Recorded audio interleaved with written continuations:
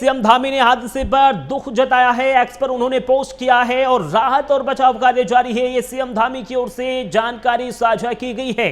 स्थानीय प्रशासन के मैं लगातार संपर्क में हूं, ये मुख्यमंत्री पुष्कर सिंह धामी की ओर से कहा गया है। सीएम धामी ने भगदड़ हादसे पर दुख जताया है। भगदड़ मचने की खबर बहुत दुखद है, ये सीएम धामी की ओर से कहा गया है।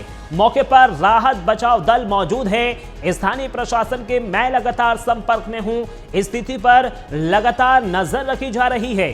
श्रद्धालुओं के सकुशल होने की मैं प्रार्थना करता हूं, यह मुख्यमंत्री पुष्कर सिंह धामी की ओर से एक बयान जारी किया गया है। और जो घायल हैं उनके लिए राहत और बचाव कार्य जल्द से जल्द सुचारू करने के निर्देश मुख्यमंत्री पुष्कर सिंह धामी ने जिला प्रशासन को दिए हैं, क्योंकि उत्तराखंड के हरिद्वार में यह बड़ा हादसा हुआ है। 6 लोगों की मौत की खबर है, कई लोग गंभीर रूप से घायल बताए जा रहे हैं। और देखिए, ये मुख्यमंत्री पुष्कर सिंह धामी की ओर से एक्स पर ट्वीट किया गया है और एक्स पर ट्वीट करने के बाद इस हादसे पर मुख्यमंत्री पुष्कर सिंह धामी ने दुख जताया। एक्स पर उन्होंने पोस्ट किया, राहत और बचाव कार्य जारी है, यह मुख्यमंत्री पुष्कर सिंह धामी की ओर से जानकारी साझा की गई। सीएम धामी ने कहा है कि स्थानीय प्रशासन के मैं लगातार संपर्क में हूं, लगातार हर एक गतिविधि का फीडबैक मेरे द्वारा लिया जा रहा है। सीएम धामी ने भगदड़ हादसे पर दुख जताया। भगदड़ मचने की खबर बहुत ही ज्यादा दुख करने वाली है। मौके पर राहत बचाव दल मौजूद हैं। उत्तराखंड पुलिस प्रशासन के साथ साथ एनडीआरएफ, एसडीआरएफ की टीम मौके के लिए रवाना हो गई है। स्थानीय प्रशासन के मैं लगातार संपर्क में हूं, यानी लगातार जो स्थानीय प्रशासन है वो राहत बचाव कार्य में जुटा हुआ है। लगातार पहली हमारी कोशिश यही है कि जो घायल लोग हैं उनको जल्द से जल्द समुचित उपचार दिया जाए। ये मुख्यमंत्री पुष्कर सिंह धामी की ओर से सख्त निर्देश दिए गए हैं। तो देखिए, हरिद्वार स्थित मनसा देवी मंदिर में भगदड़ मचने का अत्यंत दुखद समाचार हमें प्राप्त हुआ। ये मुख्यमंत्री पुष्कर सिंह धामी की ओर से एक्स पर पोस्ट कर जानकारी साझा की गई है और जो घायल हैं उनके जल्द से जल्द स्वस्थ होने की यहां पर कामना की गई है।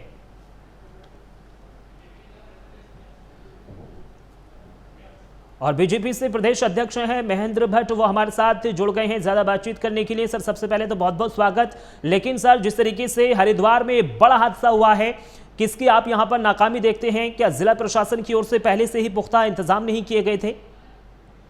देखिए, बहुत ही दुखद घटना हुई है जी, और मैं जो भी इसमें शहीद हुए हैं उनके प्रति अपनी संवेदना व्यक्त करता हूँ।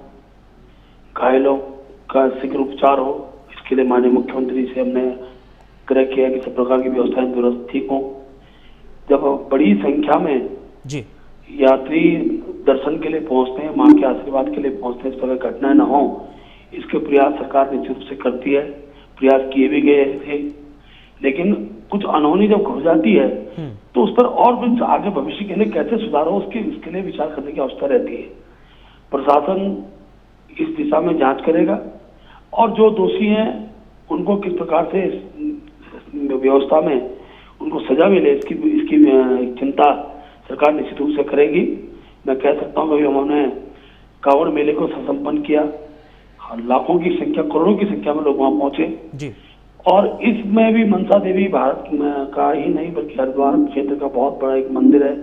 अनेकों श्रद्धालु वहाँ भक्ति के रूप में आते हैं और भक्त अगर इस प्रकार की स्थिति निर्माण होती है तो उनके परिवारों को भी इस प्रकार के कष्ट का सामना करना पड़ता है। मैं आपके चैनल के माध्यम से अपील भी करूंगा कि शांति बनी रहे, श्रद्धा के भाव से यात्री आए, बिल्कुल इस पर हम सबका ध्यान केंद्रित रहना चाहिए। और जिस प्रकार से अब कुछ तत्व इस रूप में यात्रियों के बीच में आ रहे हैं, इसके लिए तो मुख्यमंत्री ने जो कारनामी करके जो एक प्रकार का जो ऑपरेशन हमने प्रारंभ किया है वो इसी से निकला हुआ तत्व है। क्योंकि जब बड़ी संख्या में यात्री बढ़ने लगते हैं तो यात्रा में विघ्न डालने वाले कुछ लोग इस दिशा में भी काम करते हैं, लेकिन ऐसे लोगों पर कड़ाई से कार्रवाई हो। महेंद्र भट्ट जी, क्या आप मानते हैं कि यहाँ पर एक बड़ी लापरवाही जिला प्रशासन की ओर से की गई है? और अगर ये लापरवाही की गई है तो क्या आपकी सरकार कार्रवाई करेगी उन अधिकारियों पर?